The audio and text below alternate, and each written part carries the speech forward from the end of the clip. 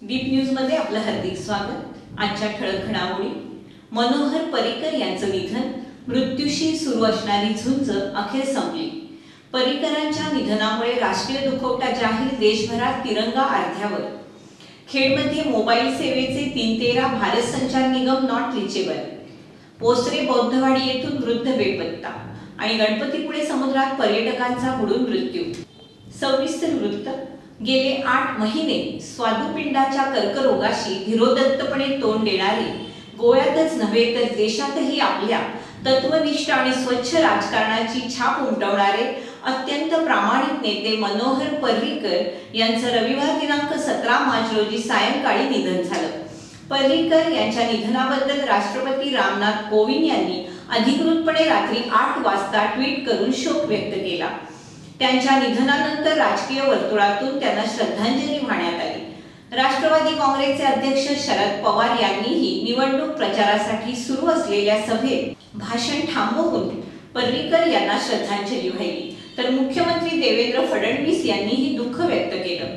माजी संरक्षण मंत्री पर्रिकर यांच्या निधनानंतर राजकीय क्षेत्रातील दिग्गजांनी आपल्या भावना व्यक्त केल्या। माजी मुख्यमंत्री नारायणराव राणे यांनी मनोहर पर्रिकर यांच्या निधनानं शोक झाल्याचं म्हटलंय। गोव्याच्या विकासात पर्रिकर यांचा सिंहाचा वाटा आहे। उच्च विद्याभूषित असलेल्या मनोहर पर्रिकर यांना देशाच्या संरक्षण मंत्री पदाची जबाबदारी देण्यात आली होती, ती त्यांनी समर्थपणे सांभाळली असंही त्यांनी केलेल्या ट्विटमध्ये म्हटलं आहे। खेडचे उद्योजक हिराबाई बुटाला यांनीही पर्रिकर यांच्या निधनाबद्दल शोक व्यक्त केला। ते म्हणाले, असा निष्कलंक राजकारणी पुन्हा होणार नाही। उद्योजक विलासभाई बुटाला यांनीही पर्रिकर यांना अतिशय भावपूर्ण शब्दात श्रद्धांजली वाहिली। 2003 साली विलासभाई बुटाला यांना मामा महाजन हा पुरस्कार देऊन सन्मानित करण्यात आलं होतं। हा पुरस्कार बुटाला यांना तत्कालीन गोव्याचे मुख्यमंत्री पर्रिकर यांच्या हस्ते प्रदान करण्यात आला। राजकारणात उत्तुंग व्यक्तिमत्व असलेल्या व्यक्तीच्या हातून मला पुरस्कार मिळाला हे मी माझं भाग्य समजतो। पर्रिकर हे खऱ्या अर्थानं राजकीय नेते होते, अशा शब्दात विलासभाई बुटाला यांनी त्यांना श्रद्धांजली वाहिली। खरं तर मनाला अतिशय चक्का लावणारी गोष्ट काल घडली आणि माझ्या आयुष्यामध्ये हा एवढा मोठा मनुष्य, जे गोव्याचे मुख्यमंत्री असताना स्वतः कार चालवत खेडला येऊन आपल्याला पुरस्कार दिला, अतिशय धक्कादायक आणि वेदनामय अशी त्यांच्या निधनाची वार्ता ज्या वेळेला समजली ते अतिशय वेदना झाल्या। गोव्याचे मुख्यमंत्री आणि माजी संरक्षण मंत्री मनोहर पर्रिकर यांच्या निधनामुळे राष्ट्रीय दुखवट्याची घोषणा करण्यात आली। त्यामुळे राजधानी दिल्लीसह देशभरातील राज्य आणि केंद्रशासित प्रदेशांच्या राजधानीत हिंदुस्थानचा राष्ट्रध्वज तिरंगा अर्ध्यावर आणण्यात आला। पर्रिकर यांच्या निधनानंतर केंद्र सरकारने देशभरात 1 दिवसाच्या राष्ट्रीय दुखवट्याची घोषणा केली। गोवा सरकारकडून गोव्यात 7 दिवसांचा दुखवटा जाहीर करण्यात आलाय। त्यामुळे गोव्यात आज सर्व शाळा, महाविद्यालये बंद ठेवण्यात आली। आजच्या गोवा बोर्डाच्या 12वीच्या परीक्षा पुढे ढकलण्यात आल्या। गेले काही दिवस तालुक्यात मोबाईल सेवेचा बोजवारा उडाला असल्याने मोबाईल ग्राहकांना विविध समस्यांचा सामना करावा लागतोय। वीज बिल न भरल्यामुळे टॉवर्सचा विद्युत पुरवठा खंडित करण्यात आल्याने भारत संचार निगमचं मोबाईल टॉवर गेले 4 महिने नॉट रिचेबल आहे। मात्र अन्य मोबाईल कंपन्यांच्या मोबाईल सेवेतही वारंवार व्यत्यय येत असल्याने मोबाईल ग्राहकांच्या समस्यांमध्ये वाढ झाली। भारत संचार निगमच्या नेटवर्कचे गेले 4 महिने 313 वाजले। संपूर्ण तालुक्यात भारत संचार निगमचे अनेक टॉवर्स आहेत। या टॉवर्सच्या माध्यमातून संपूर्ण तालुका एकमेकांशी जोडला गेलाय। मात्र गेले काही महिने भारत संचार निगमची सेवा नॉट रिचेबल झाली आहे। भारत संचार निगमच्या मोबाईल सेवेत वारंवार व्यत्यय येण्याचं कारण काय याची चौकशी केली असता समोर आलेलं वास्तव भयानक आहे। मोबाईल टॉवरसाठी वापरण्यात आलेल्या विजेचं बिल गेले अनेक महिने भरलेलं नसल्याने महावितरणाने विद्युत पुरवठा खंडित केलाय। मोबाईल सेवेच्या खेळखंडोबामुळे मोबाईल ग्राहकांना विविध समस्यांचा सामना करावा लागतोय। घरात कुणाला काहीही न सांगता घराबाहेर पडून बेपत्ता झालेल्या वृद्धाचा खेळ पोलीस शोध घेत आहेत। अनंत गुणाजी तांबे असं या 65 वर्षीय इसमाचं नाव असून तो पोसरे बौद्धवाडी येथील रहिवासी आहे। ओसरे बोद्धेवाडी येथे राहणारे अनंत तांबे हे 13 मार्च रोजी दुपारी 3 वाजण्याच्या सुमारास कोणाला काहीही न सांगता बाहेर गेले. सायंकाळ झाली तरी ते परत न आल्याने त्यांच्या नातेवाईकांनी त्याचा शोध घेण्याचा प्रयत्न केला.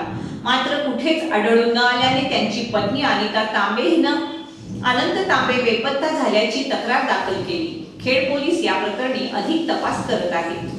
गणपतीपुळे येथे समुद्रकिनारी पर्यटकाचा बुडून मृत्यू झाल्याची घटना रविवारी दुपारी 2 वाजण्याच्या सुमारास घडली. गौरव शेडगे असं या मृत तरुणाचं नाव असून तो मुंबईतील चेंबूर येथे राहणारा होता. पोलिसांनी दिलेल्या माहितीनुसार गौरव शेडगे हा रविवारी आपल्या मित्रांसोबत गणपतीपुळे येथे फिरण्यासाठी आला होता. दरम्यान समुद्रकिनारी पाण्यामध्ये आंघोळीसाठी गेला असताना जोरात आलेल्या लाटेबरोबर तो खोल पाण्यात ओढला गेला.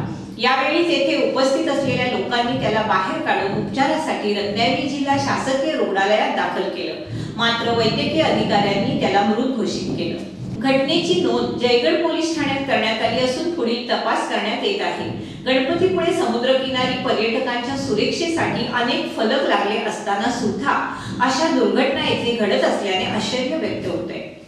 दापोली कोळथरे गोवळेवाडीमधील असंख्य शिवसैनिकांचा शिवसेनेला जय महाराष्ट्र करत रत्नागिरी रायगड लोकसभेचे उमेदवार माननीय सुनीलजी तटकरे साहेब आणि दापोली मंडणगड खेडचे लोकप्रिय आमदार संजयराव कदम यांच्या कार्यप्रणालीवर विश्वास ठेवून आणि खोटी आश्वासनांना कंटाळून त्यांनी राष्ट्रवादी काँग्रेस मध्ये पक्ष प्रवेश केला. यावेळी महाराष्ट्र राज्य प्रदेश प्रवक्ते मुजीब रुमाणे, जिल्हाध्यक्ष बाबाजीराव जाधव, दापोली तालुका अध्यक्ष जयवंत जालगावकर, RPI धनेश रुखे, दापोली पंचायत समिती सभापती राजेश गुजर, उपसभापती दीपक खळे, पंचायत समिती सदस्य रऊफ हजवानी, जिल्हा परिषद सदस्य सुनील तोरणकर, जिल्हा परिषद सदस्य मोहन मुळे, पंचायत समिती सदस्य चंद्रकांत बैकर, समिती सदस्य ममता शिंदे, जिल्हा परिषद सदस्य नेहा जाधव, पंचायत समिती सदस्य योगिता बांद्रे, पंचायत समिती सदस्य काळूराम वाघमारे, आय काँग्रेस तालुका अध्यक्ष भाऊ मोहिते, भाई पोस्तुरे, रत्नागिरी जिल्हा मध्यवर्ती बँकेचे संचालक रमेश दळवी, विलास शिगवण तसेच उपस्थित राष्ट्रवादी काँग्रेस पार्टीचे पदाधिकारी, शेतकरी कामगार पक्ष, RPI पदाधिकारी आणि कार्यकर्ते होते. रत्नागिरी जिल्हा परिषदेच्या प्राथमिक शिक्षक बदली प्रक्रियेमध्ये अपेक्षेप्रमाणे बदल्या न मिळाल्यामुळे विस्थापित झालेल्या सुमारे 500 शिक्षकांसाठी विविध संघटना सरसावल्या. सावर्डे तालुका चिपळूण येथे रविवारी झालेल्या बैठकीला शेकडो शिक्षकांनी उपस्थिती दर्शवली. यामुळे शिक्षक बदल्यांचा तिढा आता न्यायालयात जाण्याची चिन्हे आहेत. रत्नागिरी जिल्ह्यामध्ये प्राथमिक शिक्षक समिती, पुरोगामी शिक्षक समिती आदी संघटना कार्यरत आहेत. विविध संघटनांचे सुमारे 500 शिक्षक बदली प्रक्रियेमध्ये विस्थापित झाले आहेत. अनेक शिक्षकांना त्यांच्या तालुक्यामध्ये न मिळता अन्य तालुक्यात टाकलं गेलं आहे. त्यामुळे शिक्षकांची मोठी गैरसोय झाली. प्रामुख्याने यात महिला वर्गाचा समावेश असल्याने त्यांची गैरसोय अधिक गंभीर असल्याचं मानण्यात येत आहे. संगणकीय प्रणाली मानवी अडीअडचणी समजावून घेण्याच्या पलीकडची असल्याने शिक्षकांना योग्य पर्याय उपलब्ध झाले नाहीत असा आक्षेप संघटना घेत आहेत. रत्नागिरी जिल्ह्यातील विविध शिक्षक संघटनांनी विस्थापित महिला शिक्षकांसाठी काहीतरी करायचं ठरवलंय. यासाठी न्यायालयीन प्रक्रिया हाताळण्याचा पर्यायही आहे. मंत्री आणि सचिवांना भेटून काही मार्ग निघतो का हेही पडताळलं जाणार आहे. प्रति शिक्षक 5,000 रुपये लढा निधी गोळा करण्याचं ठरलं आहे. आजवर अनेक वार बदल्यांच्या विरोधात न्यायालयानं प्रशासनाची भूमिका घेतली असली तरी पुन्हा एकदा वकिली कौशल्य पणाला लावण्याचा विचार संघटना करत आहेत. दापोली तालुक्यातील वाकवली आणि टेटवली पंचायत समिती गणातील राष्ट्रवादी काँग्रेस, शेतकरी कामगार पक्ष, RPI आघाडीचे उमेदवार सुनीलजी तटकरे आणि दापोली मंडणगड खेडचे लोकप्रिय आमदार संजयराव कदम यांनी कार्यकर्ते आणि पदाधिकाऱ्यांना संबोधित केलं. यावेळी महाराष्ट्र राज्य प्रदेश प्रवक्ते मुजीब रुमाणे, जिल्हाध्यक्ष बाबाजीराव जाधव, दापोली तालुका अध्यक्ष जयवंत जालगावकर, दापोली पंचायत समिती सभापती राजेश गुजर, उपसभापती दीपक खळे, पंचायत समिती सदस्य रऊफ हजवानी, जिल्हा परिषद सदस्य सुनील तोरणकर, जिल्हा परिषद सदस्य मोहन मुळे, पंचायत समिती सदस्य ममता शिंदे, जिल्हा परिषद सदस्य नेहा जाधव, पंचायत समिती सदस्य योगिता बांद्रे, पंचायत समिती सदस्य काळूराम वाघमारे, आय काँग्रेस तालुका अध्यक्ष भाऊ मोहिते, भाई पोस्तुरे, रमेश दळवी, विलास शिगवण तसेच Rashtrawadi Congress party, I Congress party, Shetkari Kamgar पक्ष, RPIचे पदाधिकारी आणि कार्यकर्ते उपस्थित होते. मुंबईतील वरळी समुद्रात बोट बुडाल्याचं वृत्त आहे. या घटनेत एक जण बेपत्ता असून 6 जणांना सुरक्षित बाहेर काढण्यात आल्याचं सांगण्यात येत आहे. मिळालेल्या माहितीनुसार मुंबईतील वरळी समुद्रात दुपारी रेवती नावाची बोट बुडल्याची घटना घडली.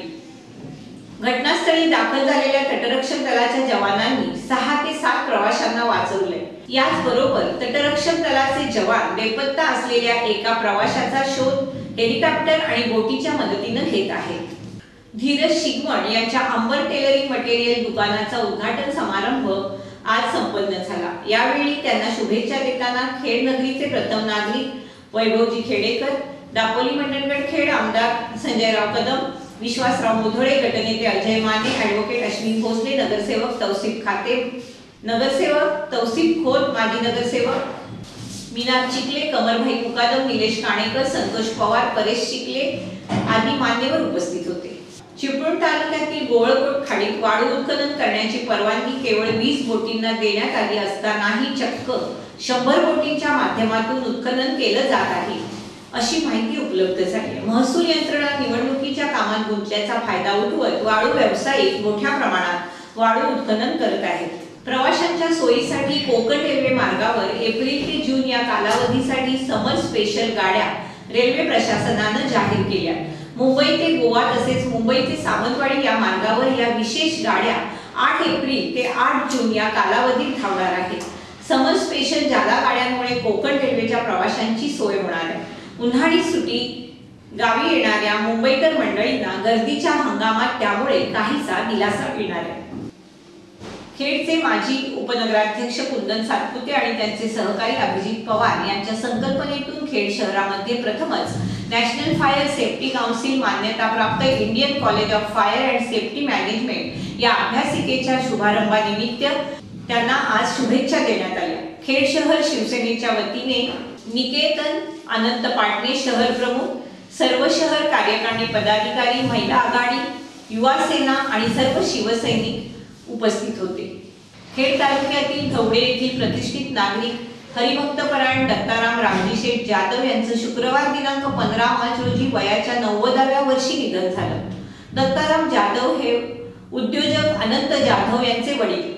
त्यांचं उत्तर कार्य मंगळवार दिनांक 26 मार्च 2019 रोजी सरस्वती निवास भरणे शिंदेवाडी येथील त्यांच्या राहत्या घरी होणार आहे. जाधव यांच्या मृत्यूने तालुक्यात शोक व्यक्त केला जातोय. शेवटी पुन्हा एक नजर आजच्या ठळक घडामोडींवर.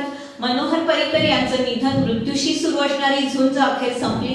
पर्रिकरांच्या निधनामुळे राष्ट्रीय दुखवटा जाहीर, देशभरात तिरंगा अर्ध्यावर. खेडमध्ये मोबाईल सेवेचे 313 भारत संचार निगम नॉट रिचेबल. ओसरे बौद्धवाडी येथून वृद्ध बेपत्ता आणि गणपतीपुळे समुद्रात पर्यटकाचा बुडून मृत्यू. याचबरोबर दीप न्यूज संपल्या. धन्यवाद.